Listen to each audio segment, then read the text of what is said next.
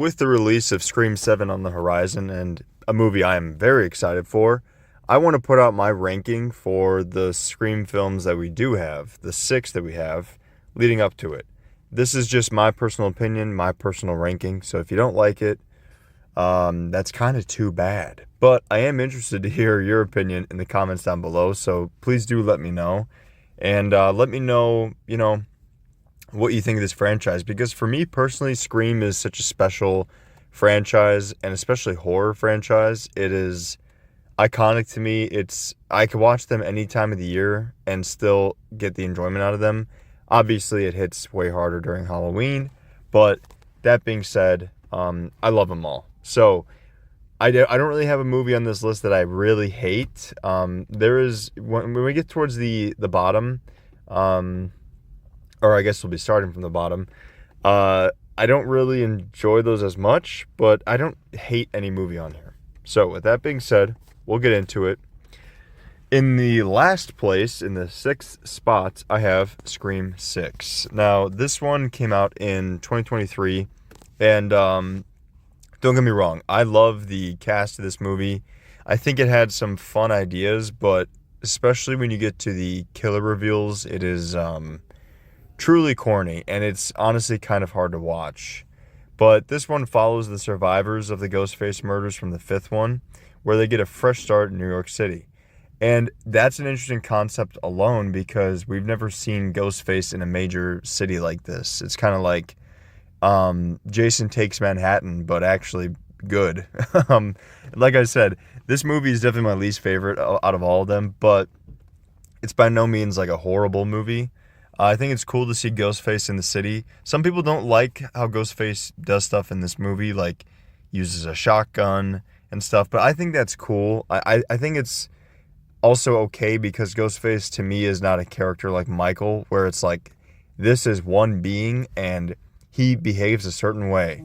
Like if Michael Myers pulled out a shotgun, I'd be kind of pissed off, but Ghostface, I mean, shit, any means necessary. Use what you have to.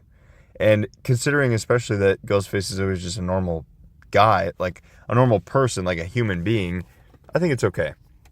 Things I didn't like about this movie, like I said, were the killers.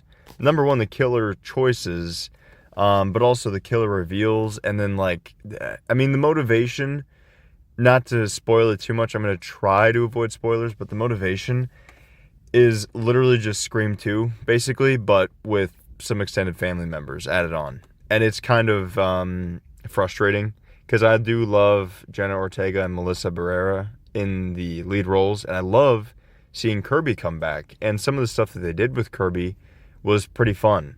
But none of that can really make up for what the movie is that we got. So that's why it's going to be here for me.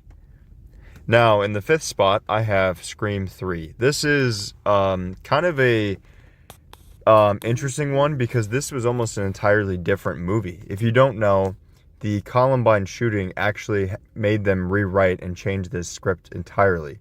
Originally, now don't quote me on this exactly, because I'm just kind of going off memory, but originally it was going to have Stu be revealed to be the killer of this, and he would have been orchestrating all the killings from Scream 1 to Scream 3 now. Because in the first one, obviously, it's led on, or you're led to believe that Billy is actually the leader, but this would have revealed that Stu was actually the leader. He sent the killers in the second one to finish the job, and now in the third one, he is there to kind of clean it up. And that is such an interesting concept. It's super unfortunate that the real life tragedy impacted the movie in that way, and we got the movie we did. But again, this is by no means like a horrible movie. It doesn't really have great reviews, but I don't think it's horrible. Some positives I like about it is I actually do like the killer reveal, or I guess motivation. I think having the killer be a relative of Sidney is a really fun idea. One that they do much better later on, which we'll get to. But it's a really fun idea, and it makes a lot of sense to me on why this person would be doing this stuff. And I think he can be kind of intimidating. And also, another positive is this is the one unique Scream movie where it's just one killer, which is very fun because you go into these movies, after watching the first one, of course, expecting multiple killers. And when you get to 3, you're like, okay, well, this is a pattern. But that's right when they switch it up, and I love that. Some things I don't like, though, are just like I think the meta-ness gets to be way too much, and I'm a fan of meta stuff. I'm a fan of, like, the fourth wall breaking, but I mean, for me, it's just, like I said, it's way too much in this. You have Sydney on the set of Scream 1 while she's in Scream 3 talking to the actress for Sydney from the Stab movies. Like, it's so, it's just not, it doesn't do it for me. I don't know how else to explain it. I just, maybe when I first watched this, I got something out of it, but yeah, especially upon rewatch, it's just not it. And it's unfortunate because it is, at least they're trying something. That's the thing you could say about all these Scream movies that you can't really say about most franchises, is that they're trying something different with each of these, in my opinion. And the other thing I didn't really like was just like the cast of this one. Obviously, Sydney, Dewey, and Gale are iconic and awesome, but yeah, I mean the rest of the characters I just don't really care for. And it also does suck that they had to kill Cotton at the beginning of this. Again, I'm going to try to avoid spoilers, but this came out in 2000. So, it's kind of on you. And especially if you're watching a Scream ranking video, you should have probably seen them. But I'm not trying to tell you what to do. I'm not your dad. I'm just explaining why I'm getting into some stuff. But, yeah, I mean, the rest of the cast is not really likable to me, and part of the fun about these Scream movies, I think they're most fun when you do care about the cast because you kind of don't want them to die. For me, it was that way in Scream 1, even Scream 2, Scream 4, and Scream 5. And those are obviously like closer to the top of my list for a reason. So yeah, I mean, there's just a lot going on here and a lot that I didn't like. So next up, in the 4th spot, I actually have Scream 2. Now this one is so funny because it like fluctuates so much on different lists. I see people putting this like towards the top and some people shitting on this. This one I think is fun because the killer reveal. If you don't know, it's Billy's mom and Sydney's, I don't want to know, it's not her boyfriend. It's like it's like her classmate. And I think it's fun because this movie does, as I mentioned, what Scream 6 tried to do, but so much better. So much better.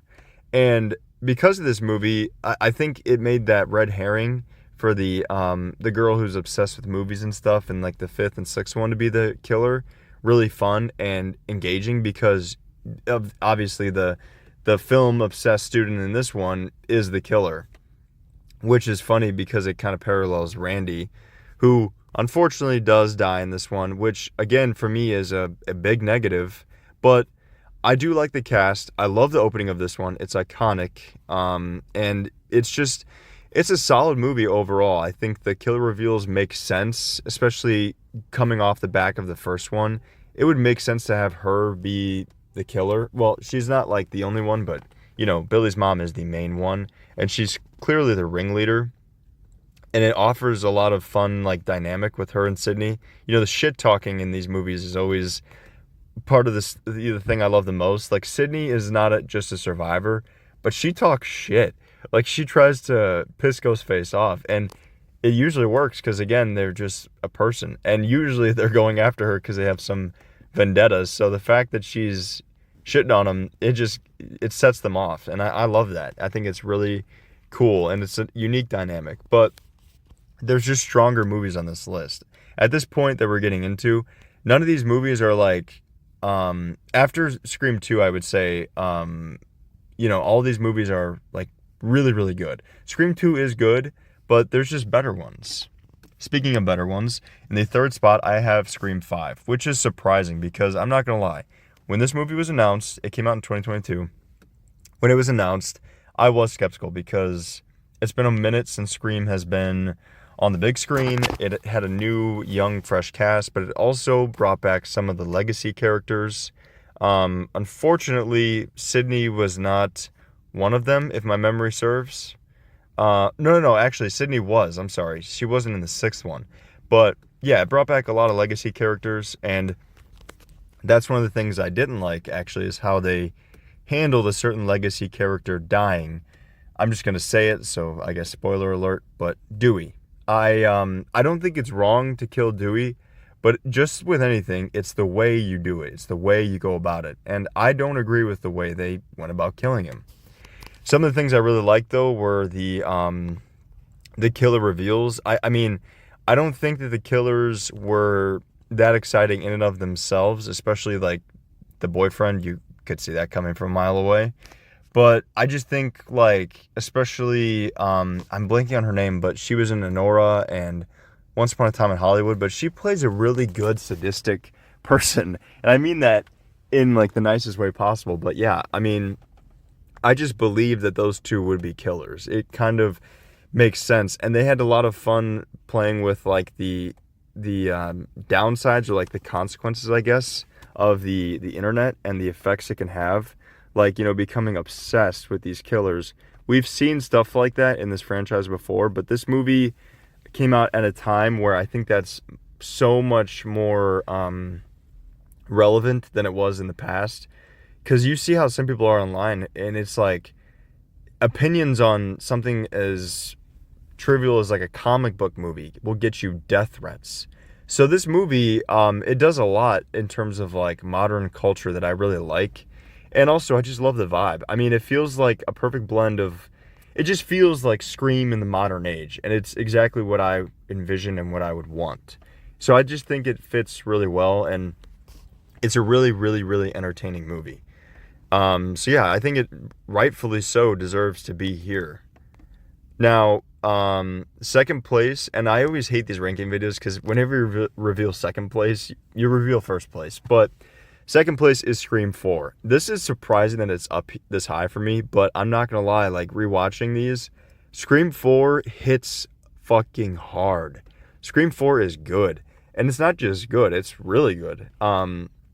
If Scream 1 wasn't as iconic as it is for me, and such a... Honestly, Scream 1 might honestly just be there because of nostalgia for me, but I do think it's a better movie. But yeah, Scream 4 is awesome. It came out in 2011, and again, this was one where it was like kind of a modern retelling of Scream, which is funny because we got Scream 5, obviously, which is another modern, but it is needed in my opinion because this feels different than Scream 5 and also very different from the first three Screams. This feels like a good middle point of like seeing where the franchise was at in the 2010s. And it helps that you get Wes Craven back.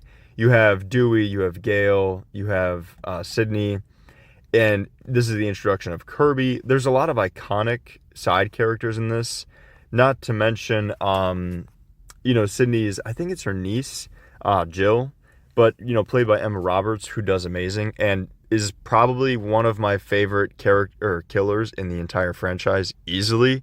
Her motivation makes sense. Again, this movie kind of does what Scream 5 does of like the romanticization, I guess, of like what happened to these people. And Jill wants to be the new Sidney. So she becomes a killer, stages these murders, and then at the end she's looking to frame Sidney. Now, this one is criminal what happened to it because this one also faced changes like Scream 3. In that the ending was supposed to have Jill actually live. And not just live, but like thrive. People would have believed her story. She would have gone to college in the next one. To my understanding, they had like a trilogy planned. The next one would have taken her to college where somebody found out what she did, like, the truth behind it, and they hunt her. I mean, that sounds like so much fun to me. But unfortunately, we didn't get that. But the movie we did get is still very interesting.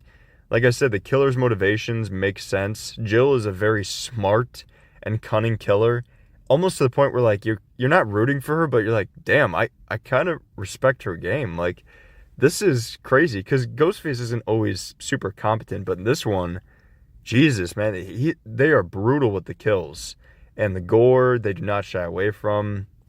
And again, as I mentioned, when you care about the side characters, it makes the movies better. And I care about the side characters in this. Scream 4 is a certified banger, in my opinion. I think it gets more hate than it deserves. It doesn't get a ton of hate, but I just think it deserves more love than it does hate. So yeah, if you guys haven't seen this in a while, I would recommend checking it out again because it is truly good. Also, something about the cinematography people don't like, but I love it. I don't know what it is, but it's just it feels very, very cool. It's very stylized to the time of. I mean, the 2010s are already a pretty stylized point in movies and television, but this is just different. It's very sleek, very clean, and I like it for the Scream franchise. But that being said, obviously, number one spot is Scream 1. This came out in 96, and it changed the horror game. It introduced the meta-ness of it all. It was making fun of the genre while also creating something entirely on its own in the genre. The killer reveals are iconic. The side characters and the cast is iconic. Killing Drew Barrymore in the beginning is insane, but also very ballsy and smart. Like, there's just so much to be said about this movie that I can't even put into words to articulate. I just love this movie. It is probably top 3, definitely top 5 of my favorite horror movies of all time. And this introduced me to the franchise. I was lucky to start with this one, and I just love it. I've seen this movie countless times, and it literally never gets old. So it has to be here for me. It's just too good. If you agree with my list or not, let me know down below, though. Like I said, I want to keep going about Scream 1, but I just don't really have much else to say that hasn't already been said. I mean, it's no shock that Scream 1 is iconic, and for me, it just belongs here. But again, these are just my opinions, so let me hear it in the comments down below. Let me know what you think. Do you agree? Do you disagree? And why not? I really do appreciate you guys being here if you stuck around this long, and I'll catch you guys in the next one.